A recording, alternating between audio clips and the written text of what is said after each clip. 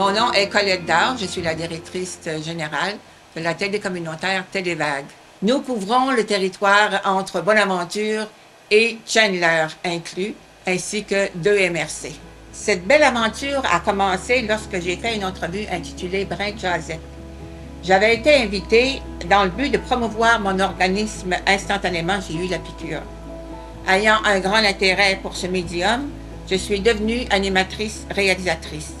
Par la suite, j'étais responsable de la programmation et depuis 2008, je suis la directrice générale de production de Télévague.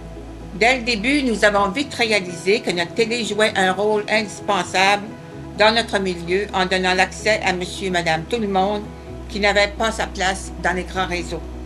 Il est devenu un outil d'information privilégié où on pouvait parler de nos préoccupations quotidiennes, qu'elles soient culturelles, économiques, politiques ou sociales. Si nous sommes encore là aujourd'hui, c'est grâce à votre support et à votre appui que vous nous avez apporté pendant toutes ces années.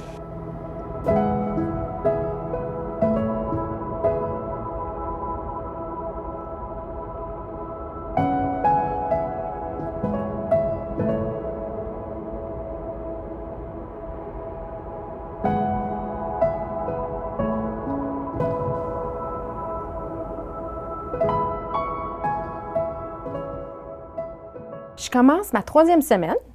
Moi, je m'occupe de l'émission Hebdo4. C'est l'émission des nouvelles régionales. Je vais sur le terrain. Premièrement, je fais ma recherche.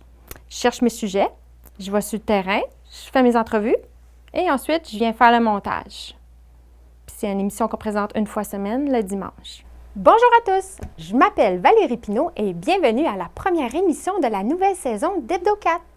Voici vos informations régionales pour la semaine du 1er octobre. Le gala Inclusion des personnes handicapées de la Gaspésie-les-Îles, une rencontre avec une récipiendaire du prix Humain Inspirant, le rallye recherche de la Bibliothèque de Grande-Rivière, le tricodon du défi Alzheimer, un atelier d'information sur le démarrage d'entreprise. Le 1er octobre, c'est la Journée internationale des aînés. Et votre chronique Rendez-vous. Télévague vous souhaite une très bonne émission. Pour moi, c'est important que mon travail ait un sens. Puis le sens ici, c'était d'aider les gens, passer des messages. Moi, j'habite ici, ça fait plus de 20 ans, puis il y a plein d'organismes puis des activités que je n'étais même pas au courant qui existaient dans la région. Fait que c'est surtout aider la communauté, passer des messages. La mission de la télé communautaire Télévague est de créer un espace qui consiste à favoriser l'exercice d'une citoyenneté active, centrée sur les gens et les événements qui animent leur milieu de vie. La télévision communautaire se veut un média à la portée de tous, accessible et proche des gens.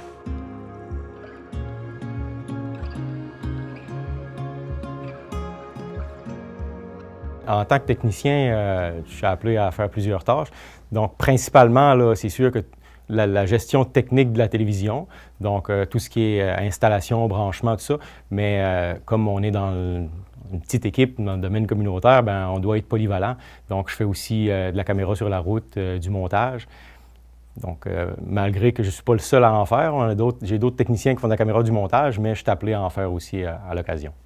Les gens de ma communauté me connaissent parce qu'ils m'ont tellement vu faire de la caméra dans toutes sortes d'événements, donc c'est sûr que je suis assez connu à ce niveau-là. Puis au niveau des organismes aussi, là, quand on a une nouvelle, comme cette année, on a une nouvelle personne avec nous, moi je fais la tournée avec elle parce que moi je suis connu puis je la présente à différents organismes. Donc c'est sûr que c'est revoir les mêmes gens d'une fois à l'autre, puis on crée des liens. On part une équipe de 2, on s'en va faire un petit tournage, une petite entrevue parce que pour notre bulletin de nouvelles. Donc, avec Valérie, notre nouvelle journaliste reporter, moi, je vais être son caméraman. Donc, on va à l'édifice de la MRC rencontrer quelqu'un qui va nous parler de différents services de la MRC. Donc, c'est ça le tournage qu'on a aujourd'hui. Oui. Télévague, c'est une ancienne école. C'est ça, ça a toujours été.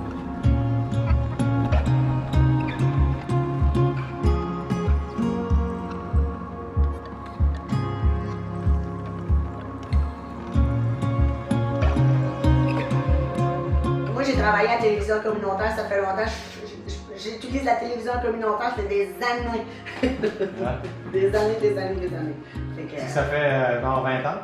Ah oui, certain, parce que j'ai commencé avec Ben, des chroniques de peinture au magasin. C'est pas dur parce que quand tu as travaillé à TV, je m'en souviens, ton père a eu 60 ans. C'est ça. Puis il a 80. Oui, il y a 80. C'est ça. Ça avance. Faut reculer un petit peu, Valérie. Reculer. Ouais. Toi, tu peux par là. OK. OK. Bonjour, Eliane. Bonjour Valérie.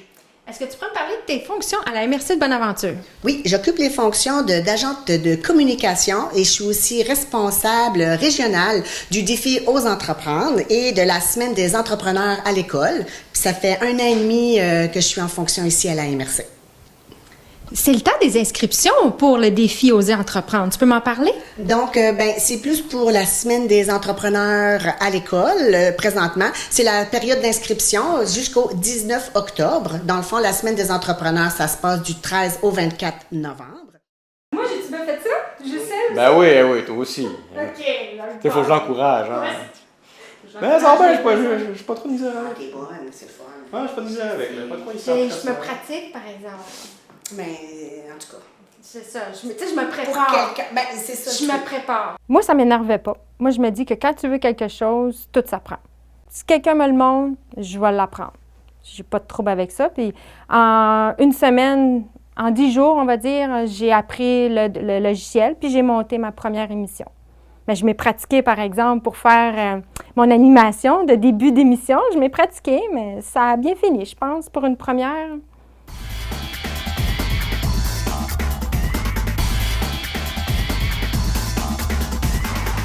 Une activité de financement inusitée pour la maladie d'Alzheimer s'est déroulée à l'îlot bistrot marché traiteur de Grande-Rivière. Le Tricodon a su immobiliser la communauté. Nous avons saisi cette opportunité pour rencontrer des personnes engagées dans cette cause. On est le 21 septembre aujourd'hui. C'est une journée spéciale pour la Société de l'Alzheimer, je crois.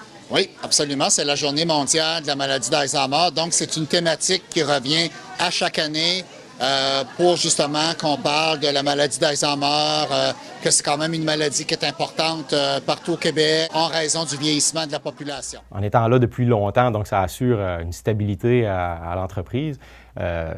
Moi, ce qui fait que je suis allé dans ce domaine-là, donc j'ai étudié en génie électrique, une spécialité en audio-vidéo, mais c'est un peu pour ma part, c'est un peu un rêve d'enfance.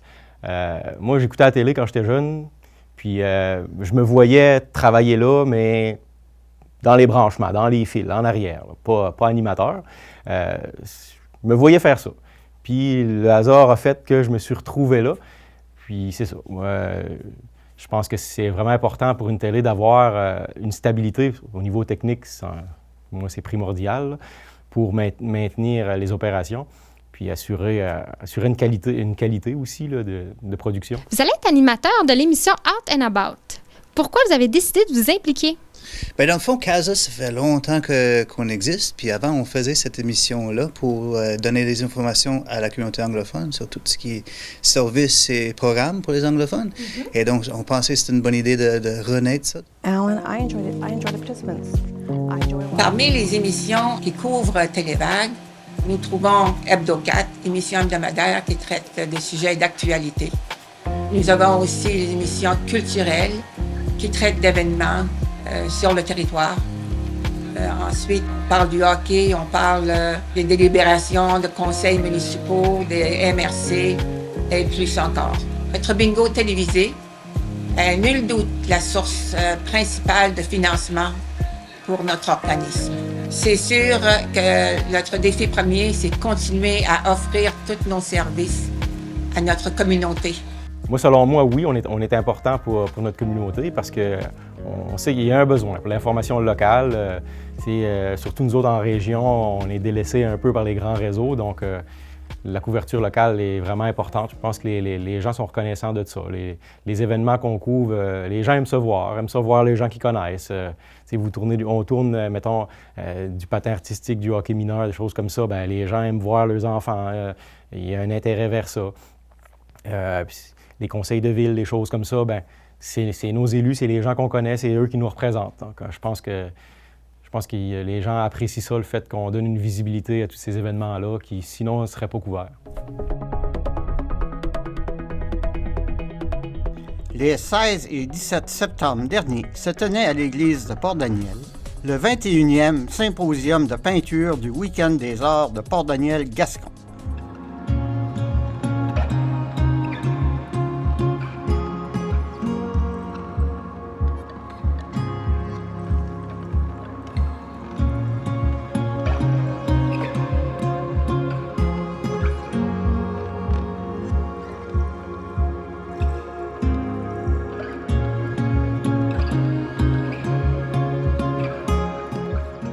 Parmi les services offerts à Télévague, une programmation offerte sur une base hebdomadaire, composée d'émissions produites localement auxquelles participent les gens du milieu, où la priorité est accordée à l'information locale, quelle que soit sociale, économique ou culturelle.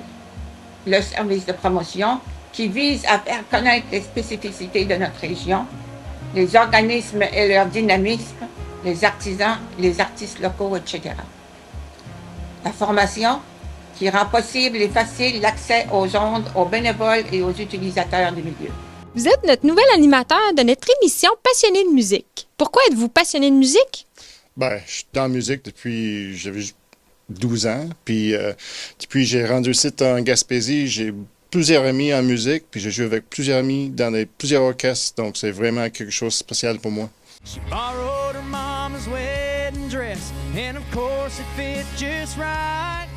J'aimerais pour le futur de Télévague, j'aimerais que ça continue, de un, parce que c'est sûr qu'à un moment donné, on s'est posé des questions si on allait perdurer compte tenu du le virage numérique. Mais bonne nouvelle de ce côté-là, le virage Internet a été positif pour nous autres. Donc, malgré que les gens n'ont pas tous des services de câble maintenant à la maison, on a perduré parce que le côté web nous a vraiment aidés. Puis je pourrais dire aujourd'hui, on a peut-être plus que la moitié de notre auditoire qui est sur Internet. Donc je pense que l'avenir est vraiment de ce côté-là. Donc, ça va se poursuivre vers le numérique plutôt que vers la télé traditionnelle, ce qui nous a permis les dernières années et qui va nous permettre de perdurer là, encore longtemps.